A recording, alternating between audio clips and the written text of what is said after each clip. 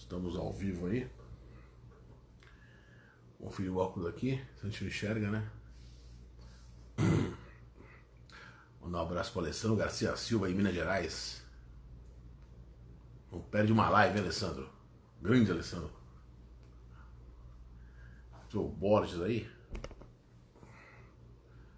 Esperar entrar o doutor Fernando. Para minha esposa Lidiane. Eu de óculos eu consigo enxergar, né? Direito Vivo, grande site Direito Vivo, oficial Direito Vivo. O Bruno Veras entrou aí. O Eduardo Bel. Rapaziada, costuma entrar, tá entrando. Agora de óculos eu consigo enxergar. Um abraço para o site Direito Oficial Direito Vivo, hein? Excelente site. O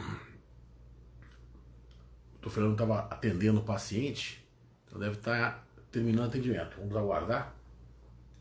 Grande fisioterapeuta esportivo, né? E... aí entrou. Deixa eu ver se vou chamar ele aqui. Como é que eu vou clicar aqui para chamar? Convidado do Fernando.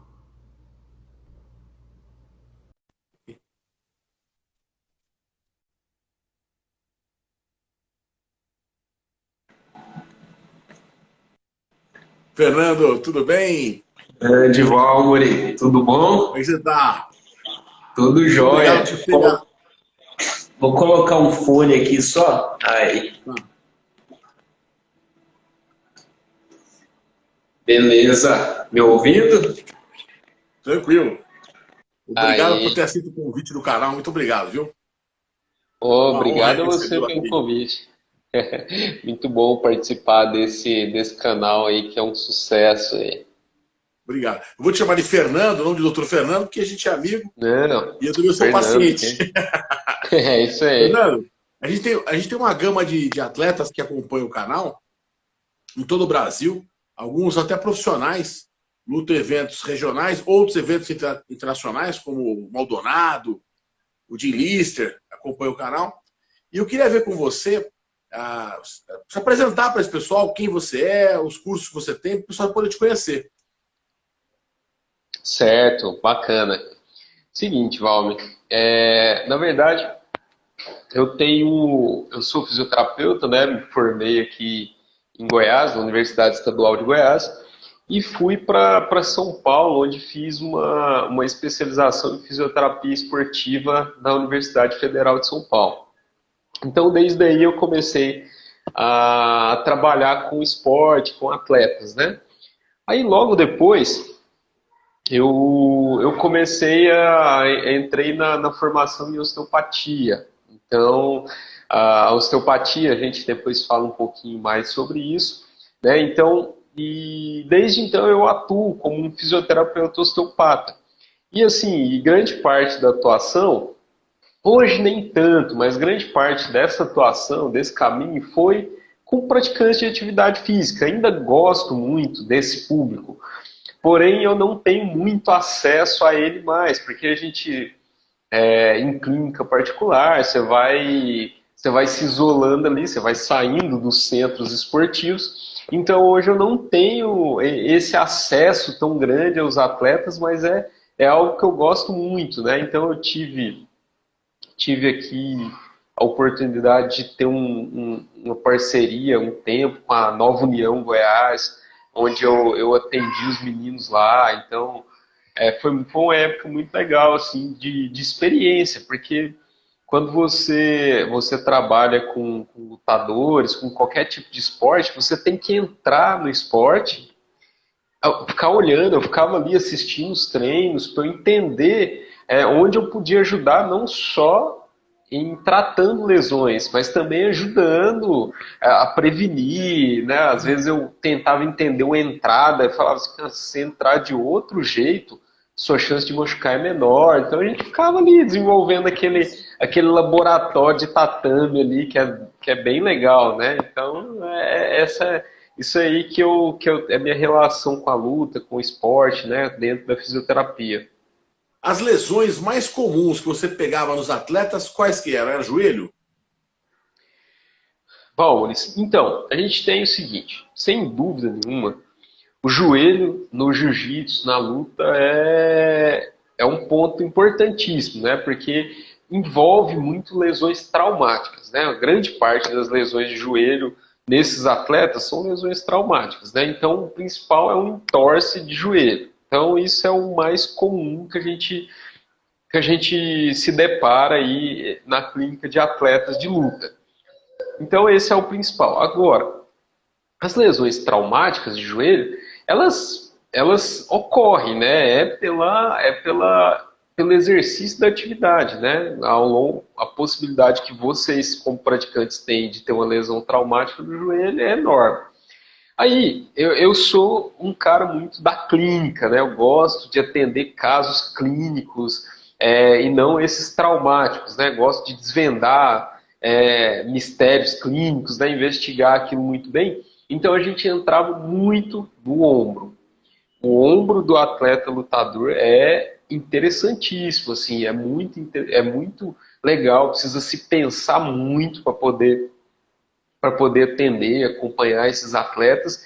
E são casos difíceis, muito difíceis também, porque o atleta, o lutador, ele tem um limiar de dor muito alto, né? Então, não é qualquer coisa que ele sente dor. Então, quando ele sente, é porque tem algo maior ali envolvido. Então, a gente trabalha muito nesse sentido. E outra articulação muito interessante, assim, que falta muito conhecimento na luta, é o quadril. O quadril do lutador também é um ponto importantíssimo que afasta muito o lutador, que tem aposentadorias precoces e tem também perda de desempenho, né? Porque muitas vezes você tem um atleta que para porque ele parou de ganhar, ele parou de ser competitivo e ele abandona o esporte por conta disso. E muitas vezes essa perda de desempenho está associada a problemas de quadril, de joelho e de ombro, né? E a gente tem lombar, né? Lombar também é sempre um ponto importante. Só que a lombar, o lutador tem muito acometimento lombar, só que ele não apresenta tanta dor, porque ele é muito forte, né? E quanto mais força tem, menor a possibilidade de se ter dor lombar. Então, por isso que o atleta não tem tanto, ele tem mais necessidade de ajuste, de pequenas intervenções, né? Uma curiosidade, o que previne melhor a lesão? Muito músculo ou mais flexibilidade? Albany, eu acho que é muito músculo. Assim, se você fosse pontuar isso, é muito músculo, sabe? Por quê? Muitas vezes a flexibilidade é importante, mas o atleta de luta, né? Ele é muito fibrado, né? Ele tem muito músculo, muito conteúdo, muita massa muscular, e isso fatalmente culmina numa menor flexibilidade desse participante. Então, mas é mais, se você fosse me perguntar na escala, força é muito mais importante. Claro, que o flexível ele vai ter muito mais facilidade, mas para lesão mesmo, a força é fundamental. Eu recebo muita pergunta, porque a gente foca muito em chave de pé. E muita pergunta assim, eu não sei explicar no campo técnico, vou aproveitar você aqui hoje. Por que na chave de calcanhar eu estrago o joelho da pessoa? Eu faço a chave, a trava lá no calcanhar, mas o que estraga é o joelho. Por que tecnicamente isso acontece? Certo. Por quê? Quando você faz a trava, você vai rodar, né? A ideia é você girar, né? Então, quem gira é a tíbia. Então, a tíbia é o osso abaixo do joelho, né? Aquele osso grande da perna, ela que gira. Então, ela vai girar em relação ao fêmur, que é o joelho é formado pela articulação da tíbia com o fêmur e a patela.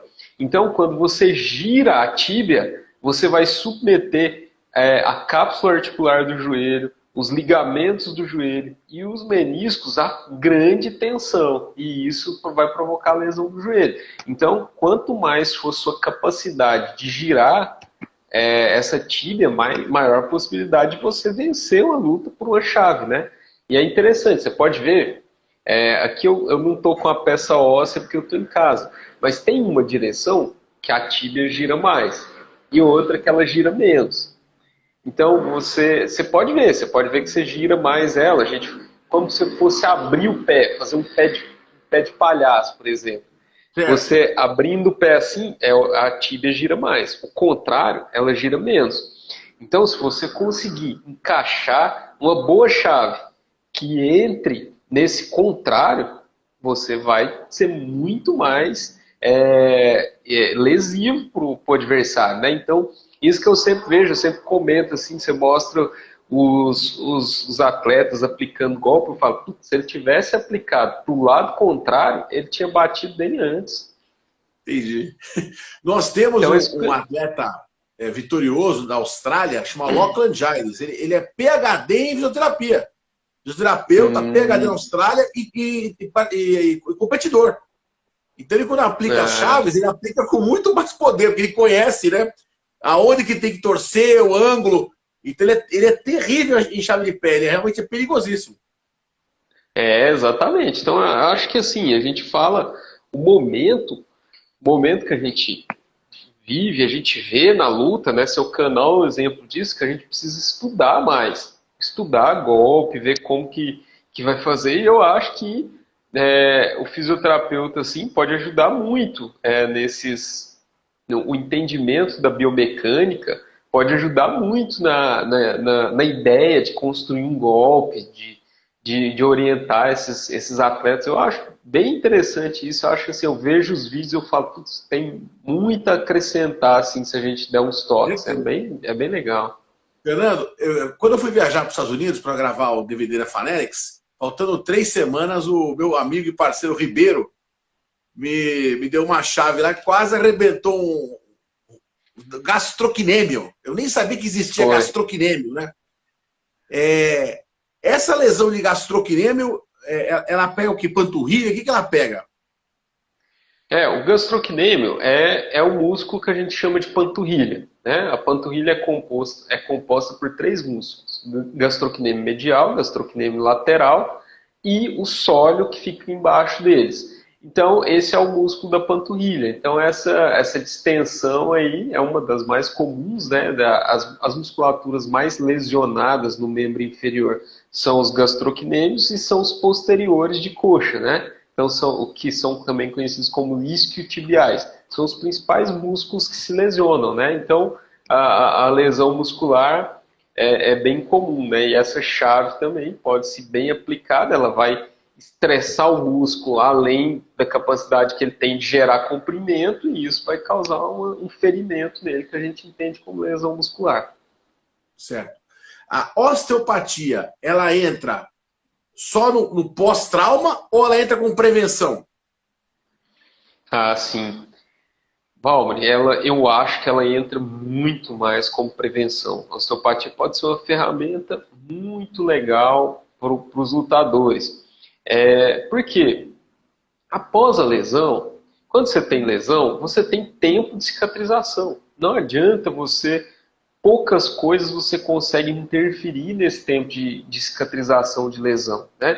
E o trabalho de pós-lesão, ele é muito mais feito através de fisioterapia convencional. Claro, você pode acrescentar os conhecimentos osteopáticos nisso, mas não vai ser diferencial. Agora, na prevenção de lesões, de algumas lesões, eu posso ter um trabalho muito, muito interessante, né? Tanto do fisioterapeuta como um todo e das técnicas osteopáticas, porque eu consigo avaliar qual é o potencial de lesão desse paciente, onde ele está mais susceptível. E isso você tem que juntar a fisiologia do atleta e o esporte que ele pratica, né? Então, por isso que fisioterapeuta esportivo, então, uma coisa eu falo assim, eu sou fisioterapeuta, trabalho com atletas, mas eu não estou dentro da luta todos os dias, não estou vivendo ali. O fisioterapeuta, para trabalhar com esporte, ele tem que viver aquilo ali, porque ele tem que estudar as particularidades do esporte. Então, senão ele não é eficiente. Por isso que os clubes têm que ter o fisioterapeuta especializado ali dentro, né? Então, enquanto não partir para isso aí, não adianta. Você tem que viver o esporte, orientar o esporte, interferir junto com o professor de educação física na preparação daquele atleta, né? Então eu vejo também a preparação, o estudo da possibilidade de lesão é importantíssimo. E você pega muitos detalhes que, por exemplo, quem de vocês nunca sofreu um entorse de tornozelo? Todos já sofreram. O entorse de tornozelo, na maioria das vezes, em atletas tão fortes como vocês não tratam. Vocês não precisam tratar, ele recupera sozinho. Né? Às vezes vocês fraturam, continua a luta, imagina um entorse de tornozelo. Então, não é tratado. Então, você desenvolve uma limitação no tornozelo que vai limitar você a aplicar um golpe, vai facilitar que você seja golpeado. Então, o fisioterapeuta especializado pode avaliar aquilo ali, interceder numa prevenção, fazer exercícios educativos que vocês podem acrescentar ali no treino. Então, é muito importante isso aí, Val. Uma coisa que eu achei interessante, eu já fui em muitas fisioterapias, porque você mexendo com esporte, vai machucando, mas com você faz um trabalho individual, você trata realmente pessoa por pessoa. E algumas clínicas, não vamos citar nomes, tratam no coletivo, 30 ao mesmo tempo. Qual que é basicamente a diferença de resultado em tratar alguém individualmente do que tratar no coletivo? Então, Valmer, isso aí, assim, tratamento no coletivo para o atleta é muito complicado, né? Imagina, você é um cara que precisa estar no seu desempenho máximo, né? Então, tem que envolver estudo, tem que envolver particularidade, tem que estudar o atleta, estudar o esporte, você tem que ser preciso, né? O resultado final, né, depende de uma precisão. E essa precisão envolve a individualidade. Acho assim, a gente vê, na verdade, o tratamento coletivo e o autotratamento, ele existe e ele pode ser eficiente. Só que ele carece de uma avaliação melhor desse paciente, para entender se ele tem coordenação motora suficiente, se ele tem informação suficiente para se autotratar. Então depende de muita coisa, mas sem dúvida nenhuma o tratamento individualizado vai ser sempre melhor do que o tratamento coletivo. Então a gente vê assim, clínicas, por exemplo, que atendem por convênios normalmente, tem um tratamento coletivo, né? Então esse tratamento coletivo você vai necessitar de mais sessões para resolver um problema, enquanto um tratamento individualizado, né, feito com estudo da patologia do paciente, de todas essas variáveis que eu te falei, vai ser muito mais preciso, né? Então, acho que a gente tem que fazer algumas leituras, né? Por exemplo, a gente via no MMA muitos brasileiros sendo campeões. Muitos, né? A gente tinha muitos brasileiros sendo campeões. Aí o esporte ganhou notoriedade, envolveu valores maiores, e isso chamou a atenção de outros países, né? De outros atletas. E aí mostra que o profissionalismo dos atletas, né, desses determinados países, com toda a sua formação cultural, investimento em pesquisa, investimento em qualificação técnica de quem está no meio, mudou os resultados, né? Então, você não pode falar que o atleta brasileiro tem menos técnica do que o atleta lá, americano, por exemplo, que é o australiano. Você não pode falar que ele tem menos técnica. Talvez o biotipo brasileiro é interessante, ele pode ter mobilidade com força, né, pela mistura das raças. Então você tem muita coisa boa, só que peca muitas vezes nesse profissionalismo, nesse acompanhamento profissional. Esse atleta, muitas vezes, até ele chegar em alto nível, ele se lesionou muito antes, fizeram coisas com ele que lesionaram, igual, por exemplo, eu vejo, até hoje tem equipe de lutadores que fica subindo e descendo escada de Serra Dourada para aquecer. Isso aí arrebenta o quadril do menino. Ele não vai ser ele vai deteriorar, ele vai machucar o quadril dele precocemente. Aquelas escadas com degrau muito alto, né? Aqueles degraus altos para o outro, vai fazendo, o quadril arrebenta. Arrebenta, não é para ser feito o treinamento nessa intensidade, não adianta. Então tem que ter mais estudo, né? Tem que ter ciência no negócio, só se faz campeões com ciência, né? Então, vendo você com seu canal promovendo estudo de golpe. Isso é um avanço enorme. Isso aí está mostrando que a realidade vai mudar em alguns tempos, né? Porque, assim, eu vou te falar um outro detalhe. Eu parei, minha grande paixão foi esporte, trabalhar como fisioterapeuta esportivo. Eu entrei na faculdade para isso, e quando eu me formei, eu falei assim, onde é o melhor lugar para eu aprender a trabalhar com esporte? É lá na Unifesp, beleza, eu vou para lá. E fui. Então, por que que eu não trabalho com esporte? Por causa desses detalhes. O esporte brasileiro, ele não se preocupa com a qualificação de quem está o acompanhando. Então, é muito mais você ser amigo de alguém, ou ser até um fisioterapeuta alguém que praticou e formou e não avançou no conhecimento. Então, por isso que eu deixei o esporte, deixei esse sonho de trabalhar com esporte.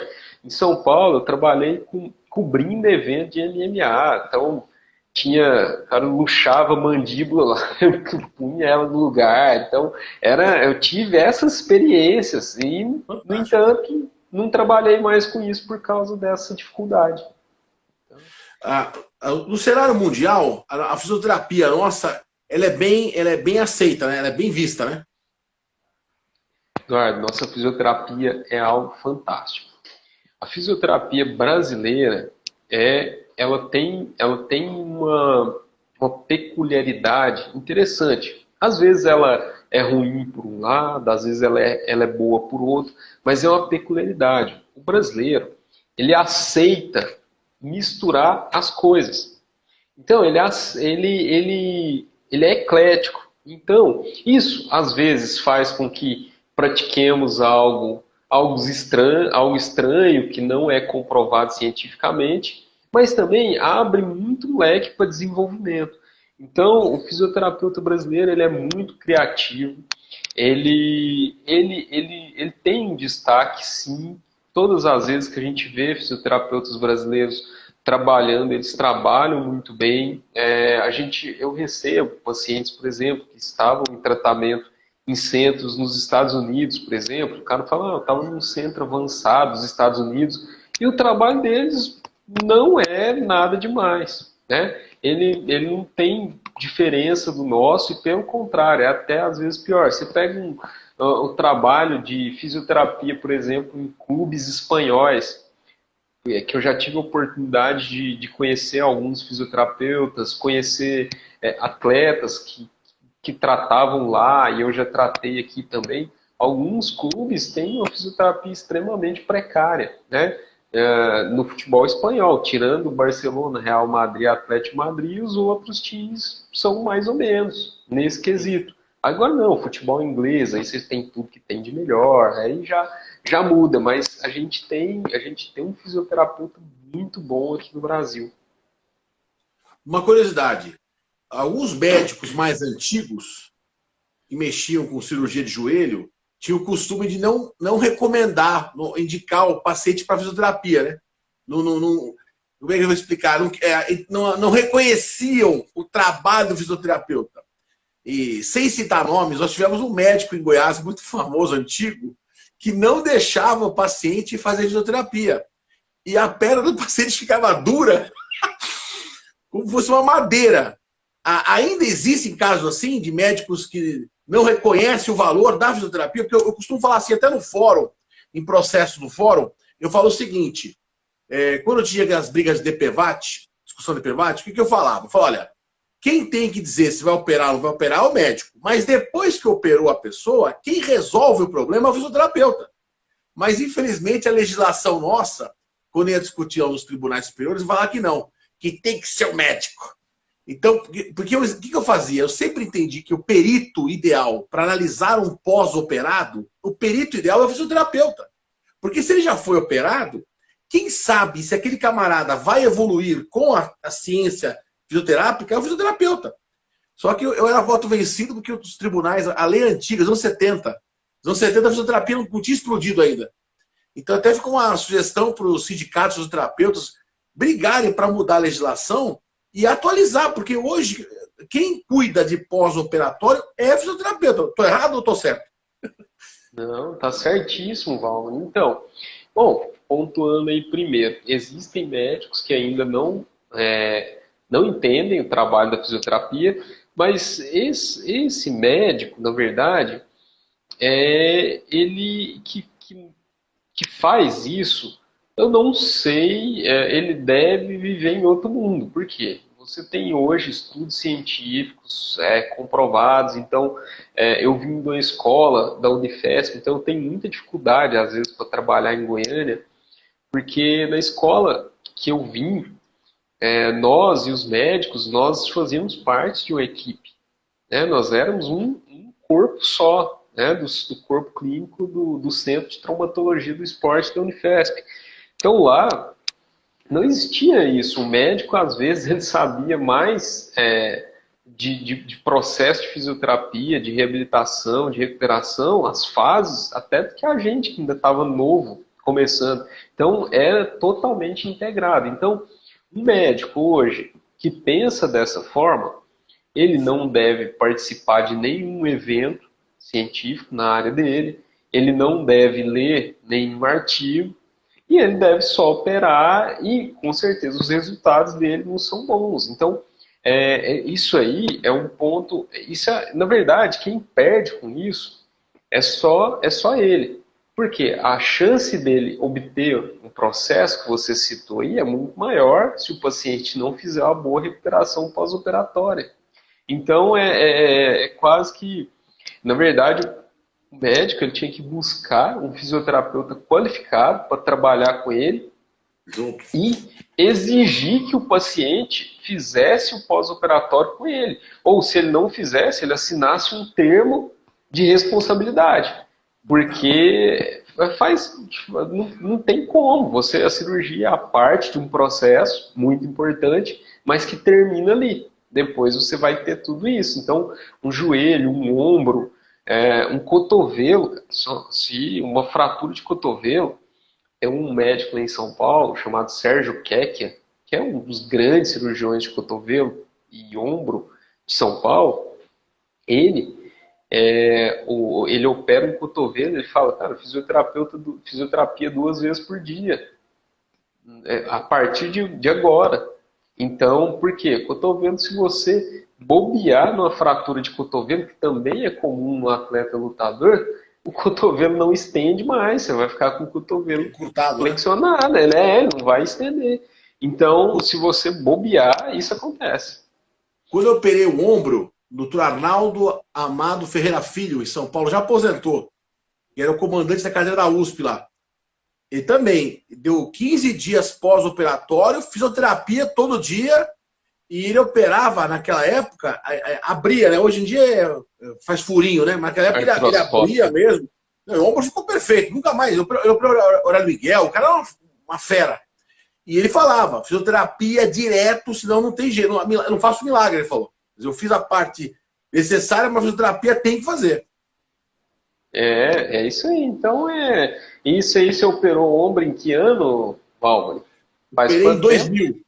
Em 2000. Pois é, 21 anos atrás. Aí você tem médico em Goiânia ainda, então não dá para entender. Não dá para entender. Não tem que comentar, né? Então, é muito complicado. Às vezes eu acho que é um pouco de vaidade de alguns médicos, porque o médico, tô assim, a experiência de ver no dia a dia no fórum. Alguns médicos, eles acham que com a criação com o surgimento do fisioterapeuta, né, esse reconhecimento da sociedade, da importância do fisioterapeuta, no nutricionista, o médico acha que perde um pouco de poder. Então, alguns médicos ficam meio aquela vaidade, não? Porque eu fui no médico e me operou. A partir dali, claro, eu vou retornar, mas meu foco vai ser fisioterapeuta. O dia a dia. Então, eu acho que a vaidade do médico fica... Alguns ficam chateados. Então, por isso que não recomendo. Não precisa fazer terapia. Eu não vou dizer o nome do médico, mas tem um médico em Goiânia que ele proíbe o paciente, pós-operado, de fazer fisioterapia. Isso é uma loucura. A pessoa fica com a perna de cadáver, fica dura a perna. É inacreditável isso.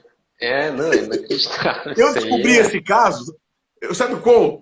Eu fui fazer terapia numa clínica e tinha um paciente lá, e ele estava contando que era a segunda cirurgia dele. E eu gosto de conversar, pá! Aí ele me contou, o médico, aí ele não deixou eu fazer a terapia, ficou duro, tive que operar de novo. E eu fiquei, um tempo, passou meu outro paciente, e o mesmo médico. Falei, não é possível isso. Pessoas diferentes que não se conheciam contando histórias idênticas. O cara operou o joelho, não pode fazer terapia. Isso é uma aberração, né? Inacreditável. Não, inacreditável. A gente não tem Fernando, nem outra coisa comentário. importante que eu citar, você dá cursos, né? Você ministra palestras, cursos. Como é que está essa parte sua fora do consultório? Então, Valmor, essa parte fora do consultório, né? Eu sou professor, né? Comecei sendo professor na Universidade Católica, na PUC, desde 2008. E daí, depois da PUC Goiás, eu comecei a fazer parte de institutos de pós-graduações. Então, hoje eu ministro aulas em pós-graduações, né, de fisioterapia ortopédica e também cursos de formação em osteopatia, né? Então, são minhas áreas de docência, né? Esse final de semana, inclusive, eu tenho aula, vou ministrar aula para um instituto chamado Faculdade CEAF, que pós-graduações, onde eu vou ministrar aula de conteúdo, de terapias manuais, né? Que é o que eu faço, né? Meu foco de trabalho é terapia manual, né? Eu trabalho praticamente sempre com as mãos, né? Certo. Então, hoje eu tenho essa área, docência, gosto muito da docência, principalmente para transferir a experiência clínica na sala de aula, né? Isso é o que eu gosto muito de fazer isso. Não faço mais porque não me sobra tanto tempo. E quando você explica, né? O bacana de você ser professor é quando você está explicando, você aprende mais, né? É muito louco. Você, para explicar, você acaba explicando e aprendendo, né? Muito interessante isso. Sem dúvida nenhuma, né, Mori? A gente tem, né, hoje, na área de saúde, por isso que a gente tem que ficar antenado nisso. A gente tem na área de saúde hoje, talvez o que você fez há 2 anos atrás não é o que você faz hoje. O desenvolvimento das pesquisas, né, dos estudos, eles são muito rápidos. Então, se você ficar parado, você está liquidado. Então, vou citar um exemplo para você, a gente falando sobre hernia de disco, por exemplo. Há 10 anos atrás, se você fosse lá, fizesse uma ressonância e visse uma hernia de disco, o paciente ficava desesperado. Falava, eu tenho uma hernia de disco, eu vou para a cirurgia e tal. Hoje, as pesquisas já mostraram para a gente que a hernia de disco é um sinal de envelhecimento.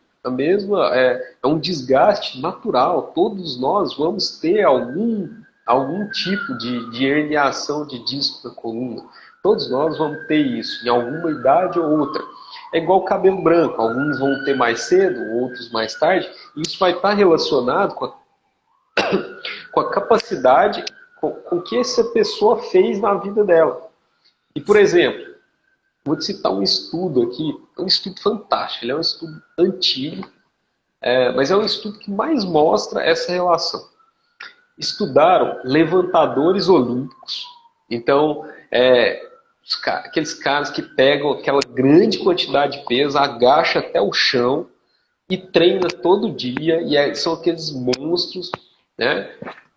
Esses indivíduos acompanharam eles por 12 anos. 12 anos acompanhando esses indivíduos. E estudaram as alterações degenerativas e as lesões mais comuns nesses indivíduos nesses 12 anos. Não foi diferente da população geral. Então, esses indivíduos eles tinham o mesmo percentual de lesão de menisco do que a população normal. Eles tinham o mesmo percentual de hérnias de disco do que a população normal. Eles tinham menos episódios de dor lombar do que a população normal. Eles tinham, por exemplo, menos lesões de joelho que jogadores, atletas recreacionais de futebol. Então, só para você ver. Então, levantar peso Fazer exercício igual vocês que trabalham muito forte no jiu-jitsu não é sinal de que vocês têm um corpo pior ou que vocês vão se lesionar mais. Muito pelo contrário, vocês têm mais força, vocês estão desenvolvendo músculo. Músculo dissipa carga. Quanto mais músculo você tem, menor a possibilidade de você ter uma sobrecarga articular. Então, fortalecimento muscular é tratamento. Então esses paradigmas aí estão sendo quebrados a cada dia. Se eu estou há 10 anos sem ler, sem estudar, sem me atualizar, eu estou lá atrás, onde eu falo que um paciente que tem hernia de disco tem que ficar deitado. E não pode fazer isso, não pode fazer aquilo. Entendi. Então, tem médico que está nessa ainda. Que vai lá.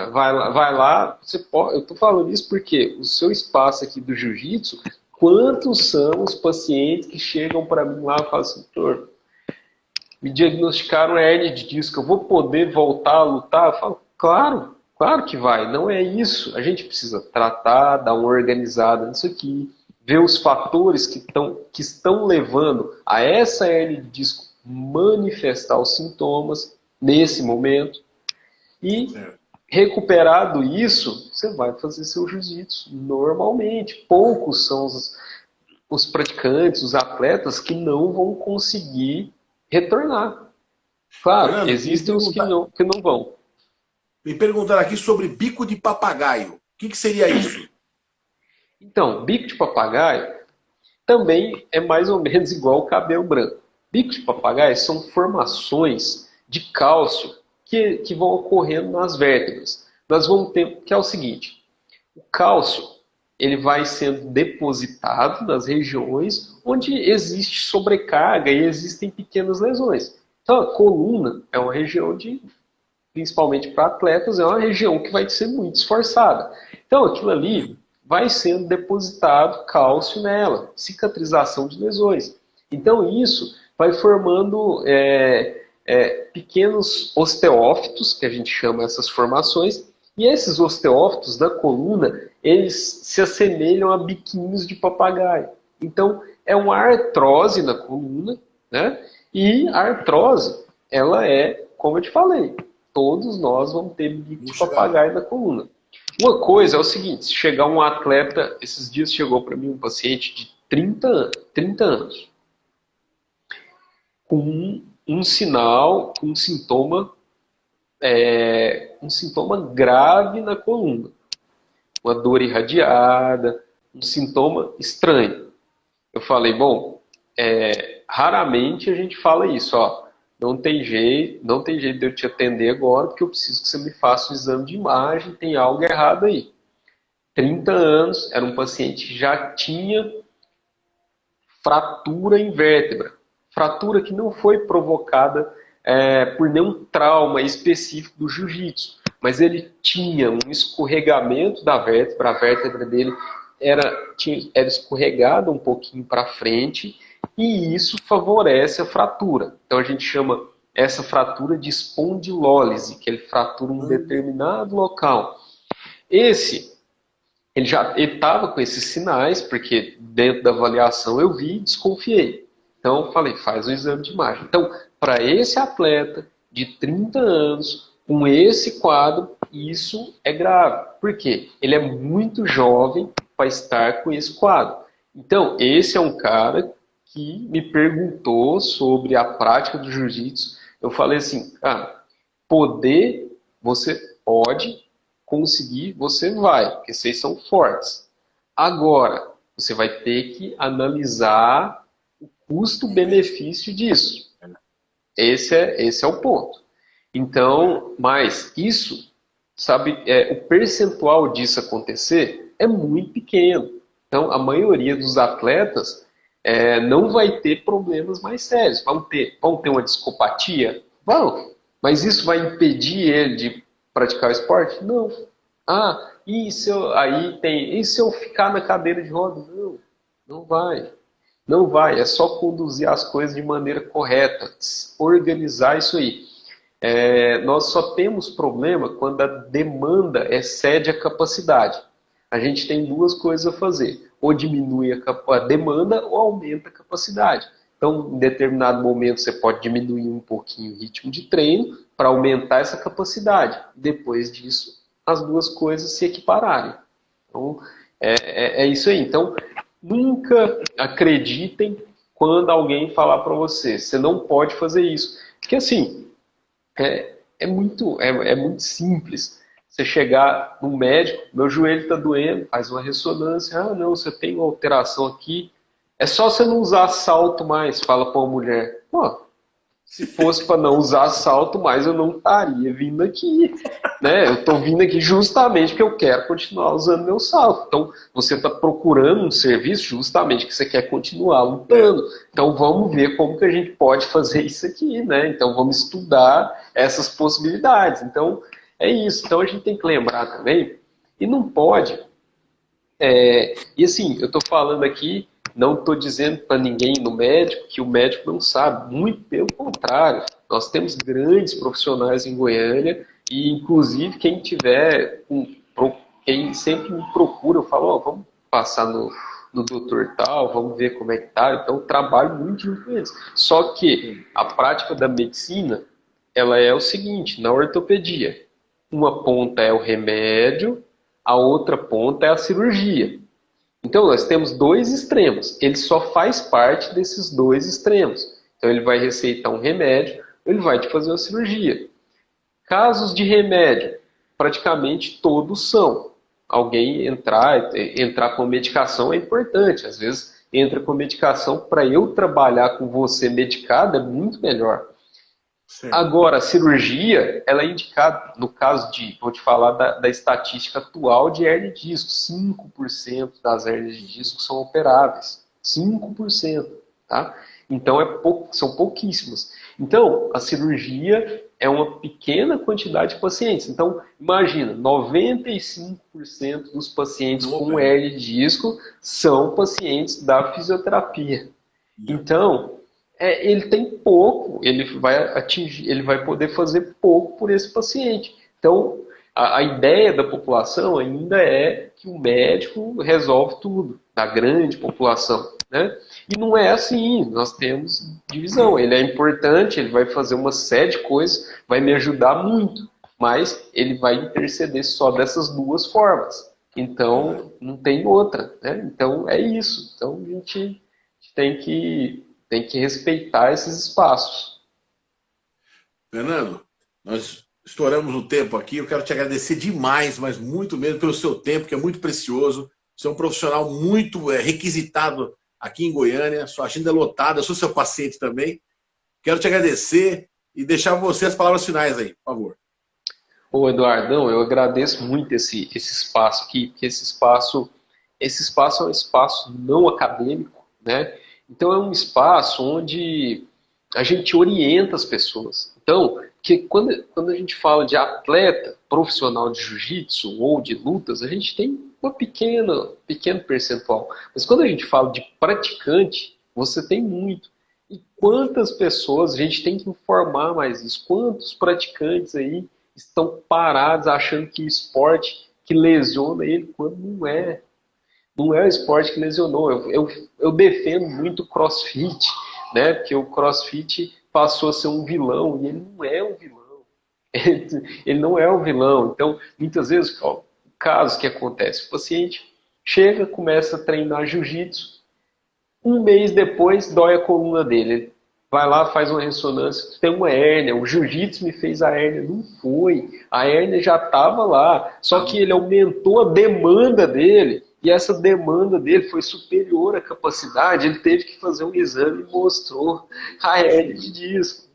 Então é isso, é só ele se preparar melhor e voltar a lutar jiu-jitsu, se preparar, ver qual foi, se foi um erro de técnicas, se começou muito forte, né? Porque normalmente a gente entra acompanhando uma turma. Então tem tudo isso, né? Então tem todos esses meandros que precisam ser analisados. Não é pura e simplesmente para de lutar jiu-jitsu, é saúde. Se você luta jiu-jitsu, você tem menor possibilidade de aposentar por invalidez. Se você pratica esporte, você tem menor possibilidade de ser um idoso cheio de problemas, de consumir medicamento, né? Então, só que a gente sabe que talvez isso não é interesse de ninguém, você deixar de consumir medicamentos, né? Então, não vou entrar nem nesse detalhe, entendeu? Verdade. Então é isso, gente. É muito bom participar disso aqui, porque a gente orienta as pessoas, né? Isso aí nosso conhecimento é o que a gente tem de mais válido, né? Que a gente presta o melhor serviço para o mundo é com o nosso conhecimento, né? Verdade. Então é isso aí. Fernando, muito obrigado então, viu? E espero ver em Obrigadão. breve. Um abração. Oh, beleza. Tchau. Rapaziada, esse foi o doutor Fernando Fernandes, aqui, terapeuta, osteopata, e eu sou paciente dele também. É uma fera, viu? Estudioso, professor, e se tem algum problema de coluna, joelho, ombro, cotovelo, não está resolvendo, marca uma consulta com ele que ele vai descobrir. É muito dedicado, eu já indiquei, recomendei para várias pessoas. Teve um caso aqui no Alphaville, o Fleury, um delegado aposentado da PF, estava com um problema na coluna assim gravíssimo, já tinha ido em vários, ninguém resolvia, ele esteve lá no Fernando e voltou a andar, porque estava travado, ele travou numa posição e não conseguia se mexer mais. E o Fernando conseguiu fazer ele voltar, até fazer caminhada, esteira, né? Então, agradecer a vocês aí, agradecer o pessoal que comprou o curso Chá Calcanhar, que já estão estudando, aí estão mandando os e-mails, e a gente está vendo aqui, eu estou conversando com o Ribeiro, meu parceiro Ribeiro, para ver se a gente vai lançar uma segunda edição do curso, né?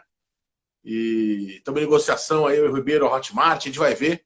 E se for lançar, a gente vai avisar vocês, tá certo? Grande abraço aí, fique com Deus.